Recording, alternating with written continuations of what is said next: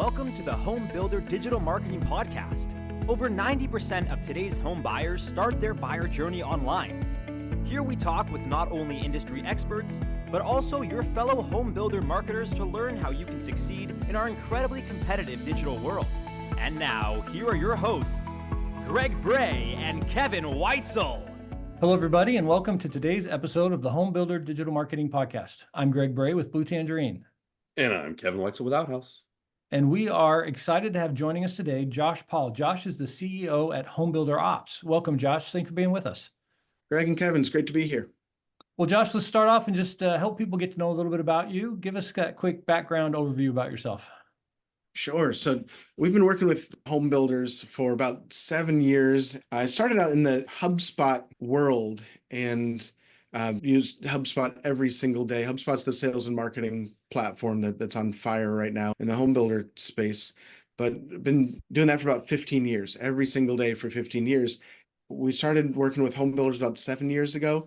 The nature of a home builder sales process really fits well with sales enablement and marketing automation and being able to make data-driven decisions. And it's just taken off from there. So that's where we're coming to this conversation from. And I'm so excited to be talking to two of the leaders in this space when it comes to putting out thought leadership. Well, before we jump full steam ahead into all things nerdy and CRM, could you please break out with something personal about you that has nothing to do with work, the home building industry, or family? Absolutely. All right. Personal about me. I met my wife working at Walt Disney World many, many lifetimes ago. We were both on an internship in Walt Disney World and never left. We did the Walt Disney World College program back in the day. It's a great thing to share, great thing to share with our kids. We still talk about it. Now, does that come with a lifetime pass? Don't you wish? Don't you wish? Now you have to mortgage your house. Was it truly the happiest place on earth? It's pretty magical as a college student because you have no responsibility but to be at work on time and you have access to whatever you need. So on your days off, you can go to the parks or what was Pleasure Island or the tunnels underneath the Magic Kingdom or water parks. It's a pretty amazing experience. I recommend it to anybody. Not only that, but you meet some incredible people. They're there for the right reasons. I made some lifelong friends on that internship. And I met my wife, lifelong friends plus my wife. That's cool. Well, Josh, tell us a little bit more about Homebuilder Ops, the services you guys are providing and what you're focusing on. Sure. So Homebuilder Ops is the leading consulting company for HubSpot and home builders. Whenever a home builder starts using HubSpot, HubSpot says, hey, you guys should talk to Homebuilder Ops, and we end up helping them. And the things that people come to us with are, I have leads coming in, and after the leads come in, I don't have any visibility into where they're going, what my sales team is doing, where they're piling up, where they're getting stuck, why some are closing, why some are not. The other reason people come to us is they say, we spent a lot of money on this platform and we want to get this right. We're not a marketing agency. We don't do lead generation and websites and content. Our focus is on the plumbing and the reporting and the process and getting that right. We do a lot of coaching of executives on how to read their data and how to make data-driven decisions. We also do a lot of sales team training, how to sell more with less work as a result of this platform that your company's invested in. Well, Josh, as much as we'd love to spend a lot of time talking about HubSpot, which is really fabulous, and we've probably need to have that conversation. What we really want to dive into today is you guys have done a research study recently, a new home buyer customer experience expectations survey. You're like me, you like long named things. That was the hardest part of this study. It actually came at the very last moment. How do you sum up everything that you surveyed into something somewhat concise, but not really concise? All right, so I'm going to say it again. The new home buyer customer experience expectations survey. It's pretty fascinating, some of the stuff you've got in there. But before we dive into that, just tell us a little bit about the background of why you wanted to do it and kind of what your goal and approach was to it. Like you all, and like the ways that we coach our clients, we want to make data-driven decisions. So there's enough research out there on what people are looking for in different homes at different points in time in different markets. But we wanted to understand what home buyers, prospective home buyers, recent home buyers want out of the process, how they want to be communicated with, how they want to be followed up with. And also at the same time, the flip side, and this is some of the most interesting data in the study, is what don't they want? What are the things that we're doing and our clients are doing when we communicate just because we don't know any better or because we've always done it that way, that is turning home buyers away? So who did you ask then? How did you go out and find the audience and collect this data and start asking these questions? That's a good question. We surveyed 1,000 recent and prospective new construction home buyers. So these weren't just home buyers in general, these are new construction home buyers. We hired a top research firm to identify and vet the audience and to build the questionnaire with us, build the survey with us to make sure that it was statistically sound. They did the acquiring of the data, and then we hired a separate firm to process the data and make sure that the statistics in the report are accurate. We are sales trainers and automation specialists and reporting specialists. We are not statisticians. We hired the experts to make sure that this data was sound, and now we can use the data, just like you all do with your data, to help people. At the end of the day, it's about helping people.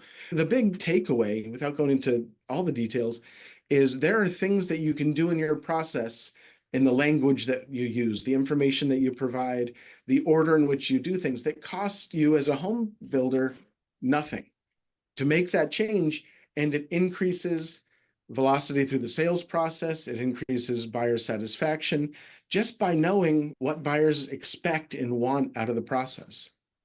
I think it's important because Kevin, you've probably seen people throw out, statistics and things, and you're like, where'd that come from? And it turns out that they just like emailed their client list or something, or they just asked a few friends for some data. And so I really want it to be clear that what Josh did here is much more than some little Survey Monkey email blast to his client list, right? Much, much deeper than that. Similar to your study. What's the name of your study that you did? Whoa. Before Greg does that, Josh, did you seriously just ask him to say one of the longest names of a study in the history of studies? Exactly. I want to hear this. I want to compare character for character. We've given Greg enough time to take a nice, big, deep breath. All right, what is it, Greg? We did the Insights for Home Builders online buying behavior research study. You're right. It's hard to find a name for these things, Josh. I mean, come on, Kevin, give us a break. But in the same way, I've heard you talk about this. You wanted to have data-backed research that is up to date to help you guide your clients. And that's the same thing that we did. So people can take this data and implement it themselves. We use it to shape our processes and our recommendations as well. All right. But when you went into it, Josh, I'm going to assume there were some things that you thought were going to be there, right? Because we all kind of have those expectations. This is the way we've been doing it. We're trying to prove that we're doing it right.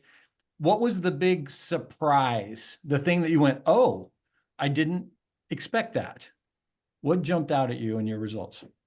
That's something that I'm most excited about here. There's a lot of information. There's research, there's best practices that talk about the emotional hooks in the sales process and getting people to uncover their motivation behind wanting to move and their interest in a new construction home. What this study laid out, and it could be just the economic times that we're in, is there's a lot of logistical content and messaging that home builders can incorporate that will mitigate a lot of the concerns and fears and information gaps that buyers have. Specifically, just overwhelmingly, there's an emphasis on affordability and financing. That's always been part of the process, but that is top of mind for buyers. They want to know that they can afford something before they have any other conversation, before they open up their life story to you. They want to understand, what is the path? What is the process? How can I trust you? And what is the path to being able to afford this? So there's no secret that when a query comes in, when there's a question, that somebody wants an instantaneous and fast response, like 3 seconds is too long a gap. But is there anything in your study that reveals not the amount of time for the response, but how often the timeline is of how often they want to be connected or contacted or reached out to? Was there anything with that? It's less about the time, and there's not a specific formula for how often. They want to be able to trust their home builder. The builders that provide the information and show that they're actively listening and are knowledgeable, they understand a buyer's specific situation and needs, and they sound knowledgeable about their community and the surrounding area. Those are the ones that the buyer, whether they explicitly say or not, gives permission to contact whenever they want. They want to know that they have a person in the industry that they can trust. In the building industry, we're so focused on product sometimes that we don't do those things that are very easy to do and sometimes lower cost up front that help build that trust, that get the buyer's permission to be able to reach out to them and ask questions and get a response if they don't respond right away. So it doesn't matter whether that they're calling every day or twice a day or once a week, you're going to get a response if they trust you. But in order for them to trust you, you have to put in the work up front to build that trust and show that you have answers, you have their best interest in mind, and you understand their situation, both on the emotional level and the logistical level. They're reaching out because they have questions and you have answers. When someone fills out a form on your website, it is an ask for help. It is a cry for help. And that's one of the things that we train a lot of sales teams on, is reaching out more often, especially right after that initial inquiry. Some people say, all right, I'm going to reach out on day 1 and then on day 3 and then on day 7. But really, you can compress the amount of time that you reach out to somebody because they still have questions. They've opened this loop. They want you to be able to fill that information gap that they have so that they can sleep easier at night. Until then, they are still uncomfortable because they don't know what they don't know. And they want somebody who can help alleviate those concerns and that fear of this process. It's the fear of the unknown. Josh, you hinted earlier about some things that you also discovered that buyers do not want us to do. And so what I'm not hearing is they're annoyed because there's too much outreach, there's too much communication. We're not ticking them off by sending too much information, is what I'm hearing you say. Is that correct?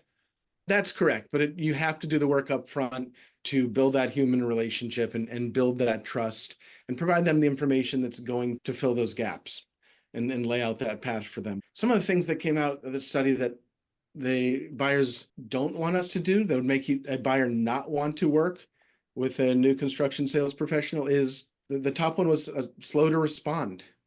We run these re-engagement campaigns for builders out of HubSpot. So the premise there is that there are buyers in your database that are still shopping, but because they weren't hot when we initially started talking to them, we're not talking to them anymore. We've moved on to hotter leads, but they're still shopping. So we run these re-engagement campaigns to get them to raise their hand again, show that they're still in the market. And the number one thing we hear from these buyers when we get them to re-engage with the OSC team is, I thought you had forgotten about me. I'm so glad you reached out. Nobody's talking to me right now. And so that slow to respond or no response is a big thorn in the side of new construction home buyers. Another thing is inconsistent answers to questions. You have to be very in tune with the buyer and understand what you're telling them. You may be talking to 20 different buyers that week. They are talking to 1, 2, or 3 different sales professionals. They're very in tune to what you're saying. So if you're not consistent, they're going to catch that right away. They don't want you to rush through the process. They don't want any indication that you're prioritizing getting them to sign the contract over their needs. Listening to them, not only listening to them, but giving signals and letting them know that you hear them and you understand their situation. You can't emphasize that enough in the sales process. It's fascinating data. They want to feel valued, is what I'm hearing you say. They want to know that you still care, even if they're not ready to buy today, because they're still trying to figure that out. They don't want to just be ignored for the person who wants to buy today. That's what I'm hearing. Is there other content that you found through, the website and the communication process that helps buyers feel better engagement or connect better with the builder? You guys can relate to this when you're putting together plans for websites and content strategies. There's a lot of logistical content that buyers want. It does not always have to be pretty pictures and emotional hooks. And it comes down to arming your salespeople with, could be a one sheet, here's how financing works. They don't know how financing works. You kind of assume that they know. And so a one sheet on here's how affordability works, here's how the process works. It could be on paper, it could be on their website, it could be part of your app, but it's that content that allows them to open up on the emotional side and on the motivation side. But until then, especially in these economic times, they can't get there until some of these fears have been solved. The call to action for builders coming out of this study is to put together consistent content. Don't make each community sales manager develop their own content on affordability and the process and how financing works, and frequently asked questions. Arm your team with this data, whether it's electronic or in person. Going back to that, some of the things they don't want you to do, builders can only manually reach out to so many people at once. So leveraging your tool set and your automation to be able to stay in touch with people and show them that you would still like to engage with them if you're ready to engage through automation can reduce that no response or slow response time, or the gaps between when you're reaching out to somebody that you have a relationship with, without adding extra hours to the salesperson's day. You mentioned affordability and financing. Tell us a little more about what they said about pricing transparency, because I know that I see a huge variance in what builders are comfortable putting out there, especially on the website. So many of them just have this starting from price, which drives me crazy because it's usually like way different from what any real price ends up. It's like starting from this number, but that's only if there's like just walls and nothing else in the house or something like that, and they have to do all these other upgrades. What do buyers say about pricing and understanding pricing? And what did you learn in the survey?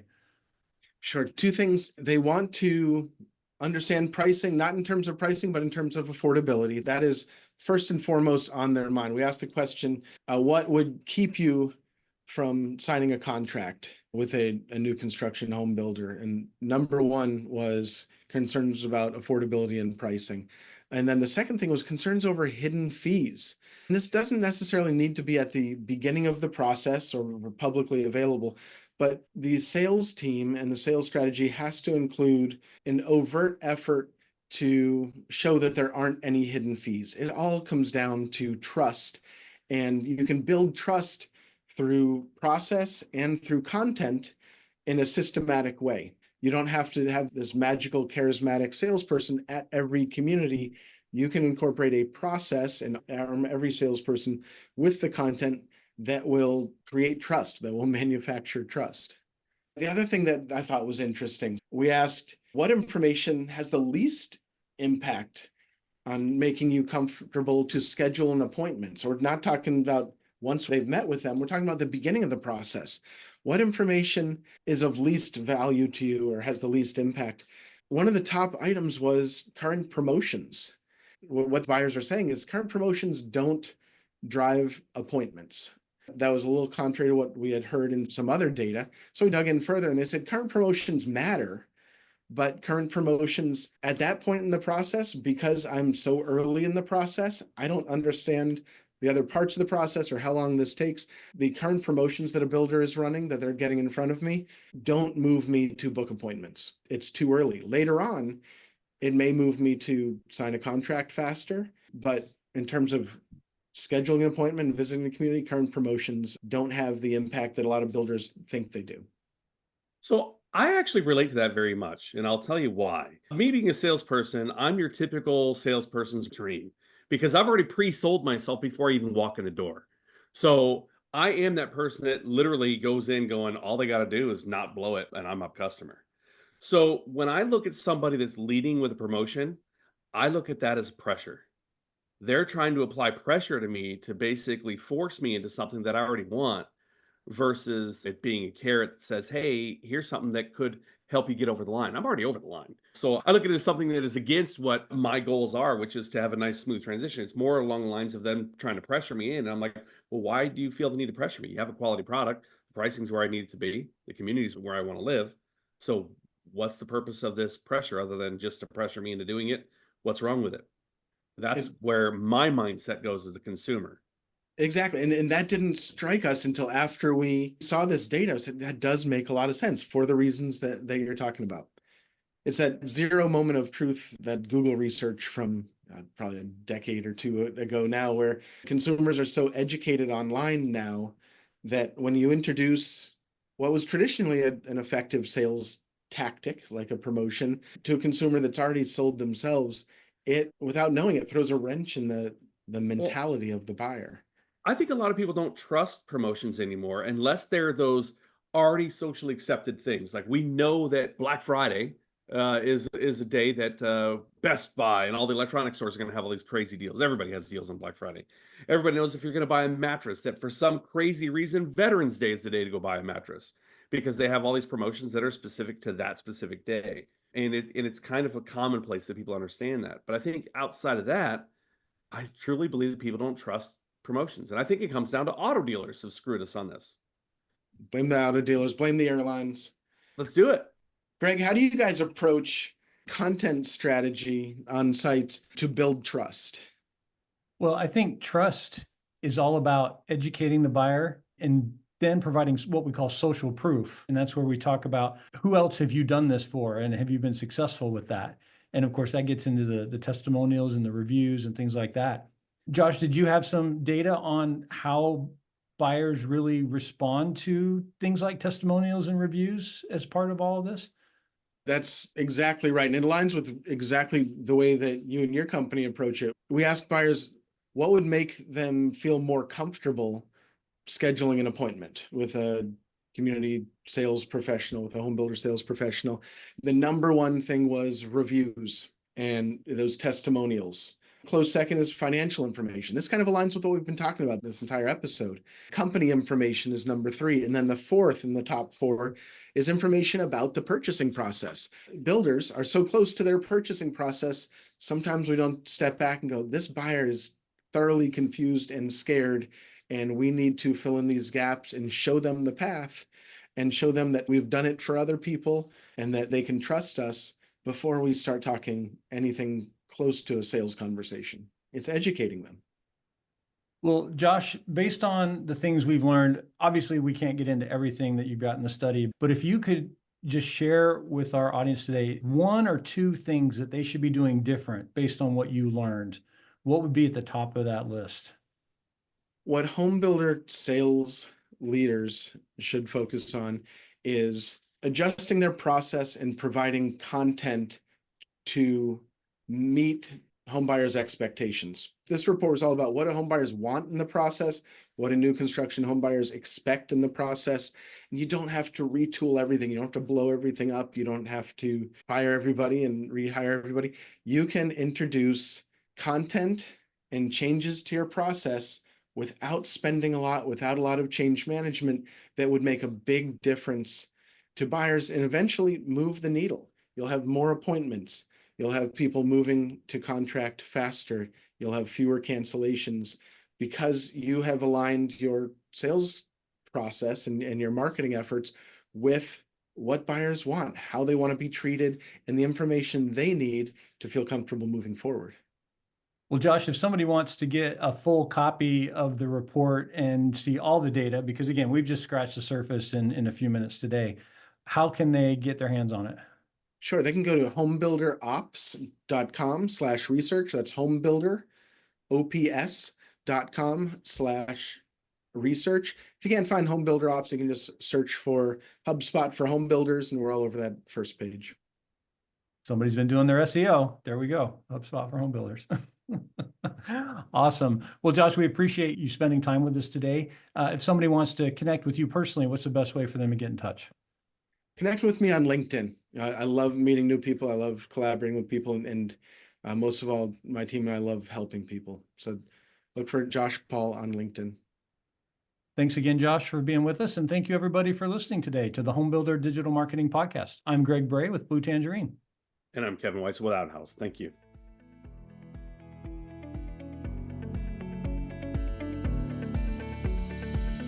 Thank you for listening. To learn more about how Blue Tangerine and Outhouse can help you generate more qualified home buyer leads, visit bluetangerine.com and outhouse.net. If you've enjoyed our show today, please tell a friend, leave us a review, and subscribe on your favorite podcast platform. Be sure to join us again on the Home Builder Digital Marketing Podcast.